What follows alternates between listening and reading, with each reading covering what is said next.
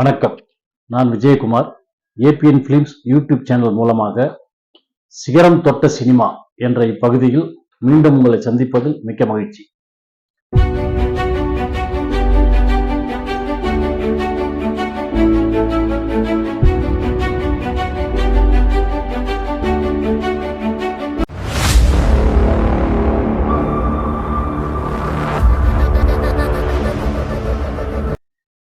இந்த சிகரம் தொட்ட சினிமா என்ற இப்பகுதி 3ஆம் பாகமாக உங்களுக்கு வழங்கப்படுகிறது.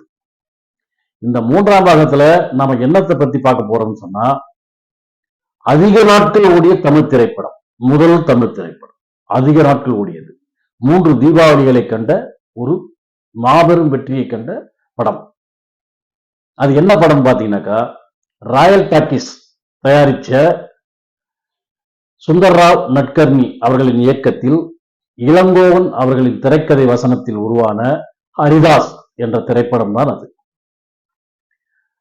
இந்த படம் 1944ஆம் வருடம் தீபாவளி அன்னைக்கு ரிலீஸ் ஆச்சு.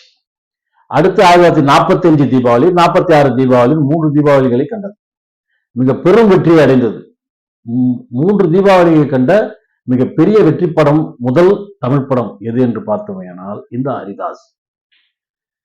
இந்த ஹரிதாஸோட கதை அப்படின்னு சொல்லிட்டு பாத்தீங்கன்னாக்கா, ஹரிதாஸ் என்பவர் பொற்கொள்ளரோட மகனா பிறக்கிறார். அவங்க ஒரு பெரிய செல்வந்தர். அந்த பெரிய செல்வந்தருக்கு மகனாக பிறந்தவங்க அந்த பணச்செருக்குன்னு சொல்லுவாங்க இல்லையா, அந்த மாதிரியான ஒரு திமிரோடவே வாழ்ந்தவர். அப்பா அம்மாவை சுத்தமா மதிக்க மாட்டாரு. அவருடைய மனைவி லட்சுமி கதாபாத்திரத்துல ஒருத்தவங்க நடிச்சிருப்பாங்க. அந்த மனைவியை இவர் ஏமாற்றாத மிகவும் நேர்மையானவராக காட்டிக்கொண்டு வெளி உலகத்திலே பல பெண்களோடு தொடர்பில் இருப்பவர். இவருக்கு பெண் பித்தர் என்றும் அந்த படத்தில் அவரை கூப்பிடுற மாதிரி இருக்கும் காட்சிகள். நிறைய பெண்களோட தொடர்புடையவர். இவருடைய நண்பரின் மூலமாக ஒரு தாசி, ரம்பா என்ற ஒரு தாசியை சந்திக்கிறார். அவருடைய அழகிலே இவர் மிகவும் மயங்கி போய்விடுகிறார்.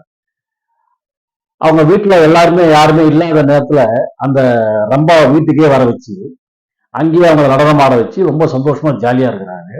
இதை பார்த்து அவருடைய மனைவிக்கு கோபம் என்ன பண்றாங்க, அந்த ரம்பாங்கிற பொண்ணு திட்டி அடிச்சு துரத்திடுறாங்க. இதனால அந்த ரம்பாங்கிற பொண்ணு என்ன பண்றாங்க, ஆள் வச்சு இந்த அம்மாவை ஒரு பெரிய தூண்ல கட்டி வச்சு அடிக்கிறாங்க. இந்த மாதிரி அடிக்க சொன்னது ஹரிதாஸோட அப்பா அம்மா தான் அப்படின்னு சொல்லிட்டு ரம்பா சொல்லி நம்ப வைக்கிறார். இதுல கோபம் அடைஞ்சவர் ஹரிதாஸ் என்ன பண்றாரு, அப்பா அம்மாவை வீட்டை விட்டு துரத்திடுறாரு.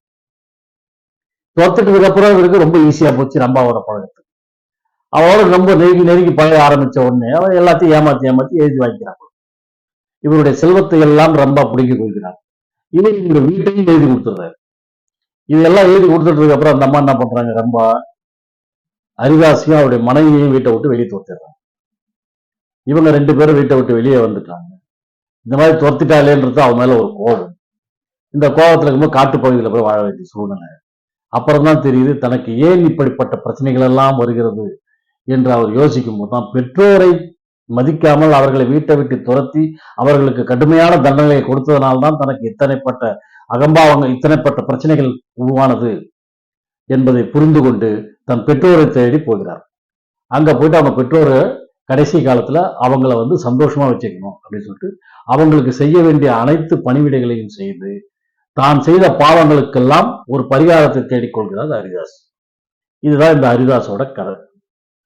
இந்த ஹரிதாஸ் அப்படிங்கிற இந்த படத்துல ஹரிதாஸ்ங்கிற கதாபாத்திரத்துல எம்.கே. தியாகராஜ பாகவதரும் அவருடைய மனைவி லட்சுமி என்ற கதாபாத்திரத்தில் என்.சி. வசந்த கோகிலமும் நடித்தார்கள். இதுல ஒரு மகாமுனிவரா பி.பி. ரங்கசாமி அவர்கள் நடித்திருக்கிறார்கள். டி.இ.கே. ஆச்சாரியா என்பவர் ஹரிதாஸின் அப்பாவாகவும், அண்ணாஜி ராவ் அப்படிங்கிறவர் லட்சுமியின் தகப்பனராகவும் நடித்திருக்கிறார்கள். அதுக்கப்புறம் என்.எஸ். கிருஷ்ணன் இதில் நடிச்சிருக்காரு. அவர் ஒரு ஜமீன்தாரா நடிச்சிருக்கிறாரு என்.எஸ். கிருஷ்ணன். டி.ஆர். ராஜகுமாரி தான் தாசி ரம்பாவா நடிச்சவங்க. அந்த டி.ஆர். ராஜகுமாரியோட வீட்டு சமையல்காரியா நடிச்சவங்க தான் டி.ஏ. மதுரம். இவர்கள் அத்தனை பேரும் மிகவும் சிறப்பான முறையில் நடித்திருப்பார்கள். அது மட்டும் இல்ல, இந்த படத்துக்கு பெரிய இந்த படத்துக்கு மிக பெரும் பக்கபலமாக அமைந்தது பாடல்கள். ஜி ராமநாதன் இசையில் பாபநாசம் சிவன் அவர்கள் இந்த படத்திற்கு 20 பாடல்களை எழுதி கொடுத்திருக்கிறார். 20 பாடல்களும் அந்த காலத்திலிருந்தே மிகவும் தேன் சொட்டும் பாடல்களாக, அனைவரும் கேட்டு மகிழ்ந்த பாடல்களாகவே இருந்தன. அதில் சில பாடல்கள் இன்றளவும் நாம் ரசித்துக் கொண்டிருக்கின்றோம். அது எந்த பாடல்கள் என்று கேட்டீர்களேயானால், மன்மத லீலையை வென்றார் உண்டோ அப்படிங்கிற ஒரு பாடல்,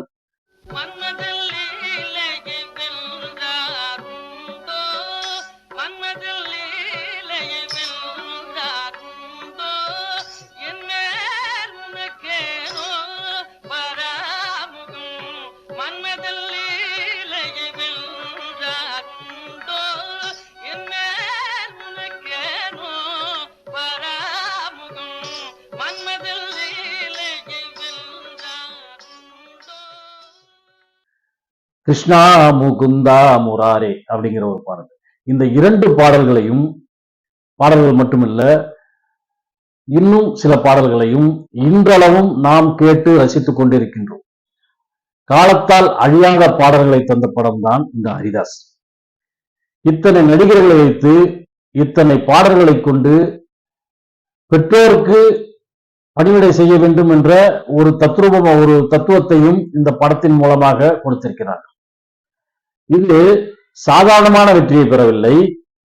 அந்த காலத்திலேயே, எப்போ 1944 பணத்தோட மதிப்பு என்னங்கிறது மேக்சிமம் எல்லாருக்கும் தெரியும்.